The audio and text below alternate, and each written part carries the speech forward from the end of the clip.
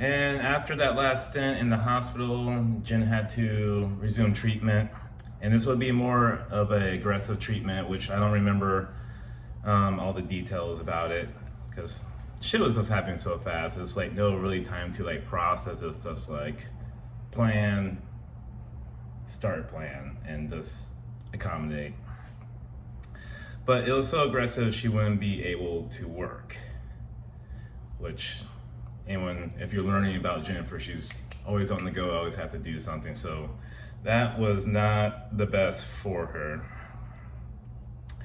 And along with this new treatment came a new drug, and from what I recall, I don't know if insurance didn't cover it, but whatever the case was, it was $900 a month. And I was like, sheesh, like $900, like definitely not living paycheck to paycheck, but like yikes, like that's some shit. So it's the same thing, common phrase like you hear in this video. It's like, I cannot control the situation, but I can control what I do. So what can I do? So took off my cool and I called a lot of my stretching and personal training clients that I've talked shit to, I swore off to. It's just like, I don't need your fucking money, whatever. I called those fucking heathen bastards up. I was like, hey, how's your body? And I was able to scrounge up more than enough money to cover, to give Jennifer the $900 for that meds that month. Luckily, her cancer doctor ended up switching out the meds, so she only had to be on 1 month of that stuff. So that was good because, I mean, already working like 40 some odd hours a week and doing stuff on the side for, you know, make it work, you know, like when you're faced into a situation, you never really know how tough you are until you see someone go through it or you go through it yourself, and you just have to put in that work. But during these times, like, because we thought Jennifer was like good for, you know, like for a period of time, and like, you know, we have a little ups and downs, but this like last thing with the cancer metastasizing to her lymph nodes in her central duct area, it's just like, people started telling me, it's like, oh, Kevin, like, you're such a good man for staying with her. I'm just like, who the fuck leaves at these times? Like, who are these people? Then I met my neighbor Al, black dude across the street. You know, I'll see him like getting into his car or my car. We just do that. Never talked in a few years. And finally talked to him. Come to find out, himself and most of his immediate family had the same form of brain cancer. And I believe it's only him and one of his older brothers are only alive out of his immediate family, all his other siblings and whatnot. And his ex-wife left him when he was on the surgery table getting it, you know, the tumor or whatever removed from his like brain. I'm just like, that's fucking nuts. And since like the first time I really met this dude and talked to him, like, you know, obviously there's 3 sides to his story, but like the dude's remarried, one of his kids live with him. He seemed like a really like cool dude. Like, I don't know what was going on in his first marriage or whatever, but I was just like, yikes, that's some heavy stuff. Also during this time, I made, established, and to this day, still have some very good friendships. The first person being my neighbor Steve. He's the kind of dude, like, that lived on the block, always work on his car, doing stuff with his kids, kept his house up. He would always wave hi to see how you're doing. Like, he was always willing to engage in a conversation. And I'll never forget the time when, you know, like Jennifer's hair was falling out and, you know, we shaved her head and we're doing our daily walk, wherever it just be to the mailbox or around the block, depending on how she feels. And he was outside working on his car. And he's just like, oh, like, you're back to a shaved head. Jen's like, yeah, the cancer came back. And you have to know Jen's like sense of humor to see the lightness in that comment, or just her, I don't say, outlook for what's going on.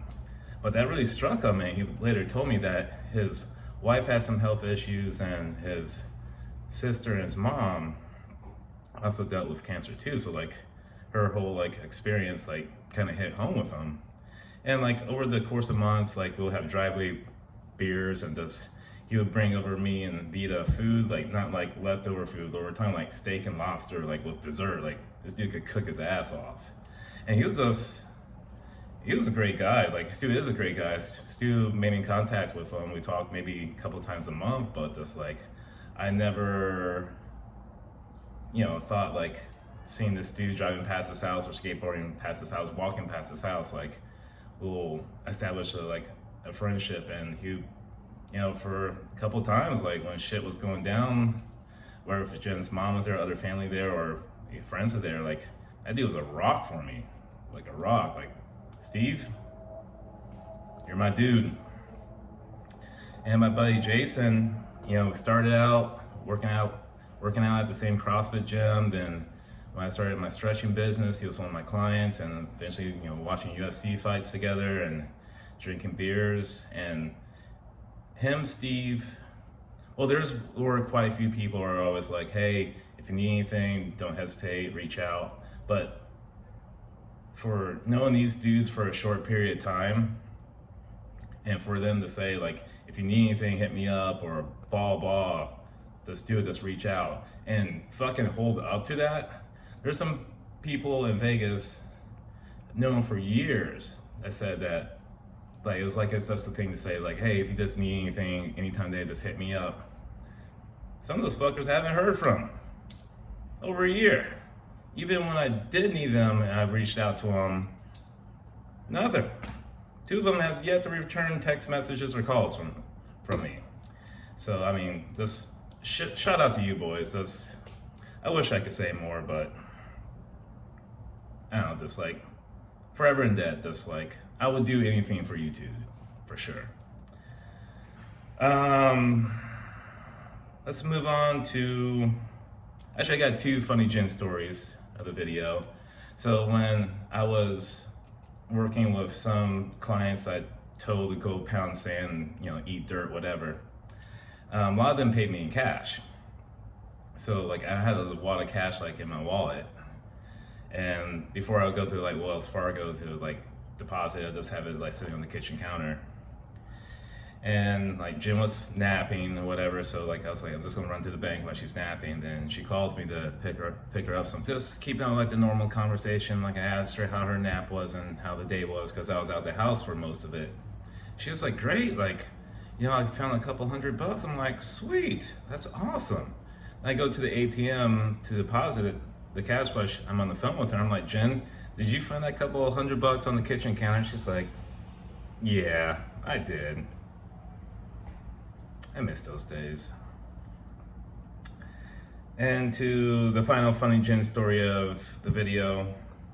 So after Jen came home from the hospital, she had a fentanyl patch, which that shit has to be crazy. Like how people are getting addicted to it and like do it on the day to day. Whatever. But she had to get adjusted to it, and it took a while. So her mom was staying at the house at this time to help her get to appointments and whatnot. And while she was getting adjusted to it, like she was all kicking and squirming, like, so we slept in separate beds so she could always be comfortable. So she wakes me up at 11:30. She's like, Kevin. I'm like, what? Keep in mind, I used to get up at 4:45 during these times. And I'm like, what? She's just like, someone rang the doorbell. Someone's at the door. I'm like, I didn't hear the doorbell. And someone did ring the door. Lucy, her mom's dog, would have gone ape shit. She's like, whatever, check the door. I'm like, all right. So get up, go downstairs, open the door. I'm like, look, Jennifer, there's no one here. She's like, maybe they're in the driveway. I'm like, okay. Walk to the driveway. I'm like, no one's here. So it's like, all right, let's go back to bed. So she goes back to bed, go back to bed. Then an hour later, same thing. She's like, Kevin, the doorbell's ringing. I'm like, Jennifer, the doorbell's not ringing. She's like, go check the door. I'm like, so, check the door again. And we go over this probably two more times. We go over this like probably two more times. Then she just threw her hands up. She's like, whatever, Kevin, I'm on drugs. Take me to bed. So get her in bed, and I tuck her in, which is pointless because she thrashes around. Then we got into our little nighttime routine when I would tuck her in. She'd go like this. I'd kiss her on the lips. Then she'd go like this. Kiss her on the eye. Then she'd go like this. I'd kiss her on the other eye. Then she'd go like this. Now I'll kiss her again.